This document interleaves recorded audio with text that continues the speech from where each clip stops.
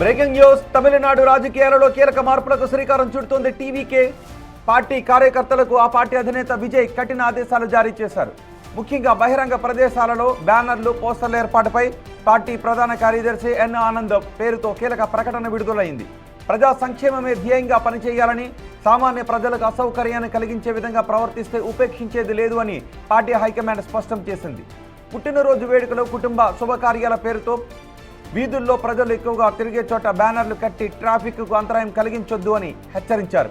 ఒకవేళ ఎవరైనా నిబంధనలను అతిక్రమిస్తే వారిపై కఠిన చర్యలు తీసుకుంటాము అని ఈ ప్రకటనలో పేర్కొన్నారు. రాజకీయాలలో కొత్త ఒరవడిని సృష్టిస్తూ తీసుకున్న ఈ నిర్ణయం ఇప్పుడు చర్చనీయాంశంగా మారింది. ఇక అంతకుముందు విజయ్ మరో సంచలన నిర్ణయం తీసుకున్నారు. రాష్ట్రంలో సామాజిక మార్పు లక్ష్యంగా ప్రజల ఆరోగ్య ప్రయోజనాలను దృష్టిలో ఉంచుకొని 717 టాస్మాగ్ మద్యం దుకాణాలను శాశ్వతంగా మూసివేయాలని ప్రభుత్వం ఉత్తర్వులు జారీ చేసింది. ప్రజల నుంచి వచ్చిన వినతులు, భద్రతా కారణాలను దృష్టిలో ఉంచుకొని ప్రభుత్వం ఈ నిర్ణయాన్ని తీసుకుంది. దేవాలయాలు, మసీదులు, చర్చిలు ఉన్న ప్రాంతాలలో 776 దుకాణాలు, స్కూళ్లు, కాలేజీలకు చేరువలో ఉన్న 186, రద్దీగా ఉండే బస్ స్టేషన్లకు సమీపంలోని 255 షాపులను మూసివేయనున్నారు. ఈ దుకాణాలన్నింటినీ 2 వారాలలోగా పూర్తిగా మూసివేయాలి అని సీఎం విజయ్ టాస్మాగ్ అధికారులను ఆదేశాలు జారీ చేశారు. నిబంధనలకు విరుద్ధంగా జనసమర్థం ఉన్న ప్రాంతాలలో మద్యం విక్రయాలు జరగకూడదు అన్నదే ఉద్దేశంతోనే విజయ్ ఈ నిర్ణయాన్ని తీసుకున్నట్టుగా తెలుస్తోంది.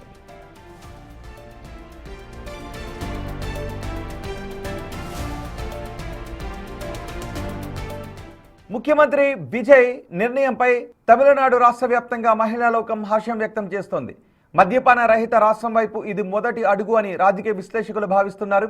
అయితే ఆదాయం తగ్గుతుందన్న సాకుతో గత ప్రభుత్వాలు వెనుకడుగు వేసిన చోట విజయ్ ధైర్యంగా ఈ నిర్ణయాన్ని తీసుకున్నారు అని మహిళలు పొగడ్తలతో ముంచెత్తుతున్నారు. మరింత సమాచారం అందించడానికి మా ప్రతినిధి ఉమాశంకర్ మనకు అందుబాటులో ఉన్నారు.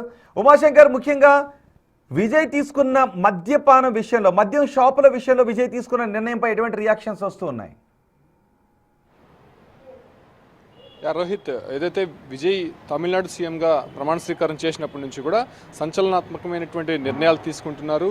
ఒక రకంగా అటు ప్రతిపక్ష నేతగా ఉన్నటువంటి మాజీ సీఎంగా ఉన్నటువంటి స్టాలిన్ను వైగో ఇంటికి వెళ్ళి నేరుగా కలవడము అదొక చరిత్ర అని చెప్పి కూడా తమిళనాడులో చెప్పుకుంటున్నారు. ఎప్పుడు కూడా అటు అగ్గిమేల గుగ్గులంలా మండిపోయేటువంటి 2 పార్టీలకి సంబంధించి కూడా వాళ్ళు నేరుగా వెళ్ళి కలవడము, సో వాళ్ళని ఆప్యాయంగా పలకరించడం పట్ల ఒకరింత హర్షం వ్యక్తం చేస్తున్నటువంటి పరిస్థితుల్లో ఇవాళ మరో నిర్ణయానికి తమిళనాడు వ్యాప్తంగా ఉన్నటువంటి ప్రధానంగా మహిళలంతా కూడా హర్షం వ్యక్తం చేస్తున్నారు. మొత్తం తమిళనాడు వ్యాప్తంగా దాదాపు 4400 మద్యం షాపులు ఉన్నాయి. ఆ షాపులకు సంబంధించి దేవాలయాలు, ప్రార్థనా మందిరాలు, పాఠశాలలు, బస్టాండ్కి సమీపంలోనే చాలా వరకు కూడా వైన్ షాపులు కనిపిస్తూ ఉన్నాయి. సో వాటిని నిర్మూలించాలని చెప్పి, వాటిని అక్కడి నుంచి తరలించాలని చెప్పి అనేక సందర్భాల్లో అక్కడ ఉన్నటువంటి మహిళలు, విద్యార్థులు చాలామంది కూడా అక్కడ ఆందోళన చేసినటువంటి పరిస్థితులు ఉన్నాయి. సో విజయ్ కూడా అటు ఎన్నికల ప్రచారంలో కూడా దానిపైన హామీ ఇచ్చారు. సో అది వెంటనే సీఎంగా ప్రమాణ స్వీకారం చేసిన తర్వాత వీటిపైన అంతా కూడా ఆ శాఖ అధికారులను పిలిపించి సమావేశం నిర్వహించారు. అసలు ఎక్కడెక్కడ మద్యం దుకాణాలు ఉన్నాయి, ఏ ప్రాంతాల్లో ఉన్నాయి, ఎన్ని ఉన్నాయనే విషయాలపైన కూడా పూర్తిగా కూడా ఆలోచించిన తర్వాత ప్రధానంగా ఏదైతే తమిళనాడు వ్యాప్తంగా పాఠశాలలు, ఈ బస్టాండ్లు, అదే రకంగానే ప్రార్థనా మందిర్కి 500 మీటర్ల లోపలే ఉన్నటువంటి దాదాపు 717 మద్యం దుకాణాలను అక్కడ నుంచి పూర్తిగా తొలగించాలని చెప్పి ఆదేశాలు జారీ చేశారు. కేవలం 2 వారాల సమయం మాత్రమే వాళ్ళకి ఇచ్చారు.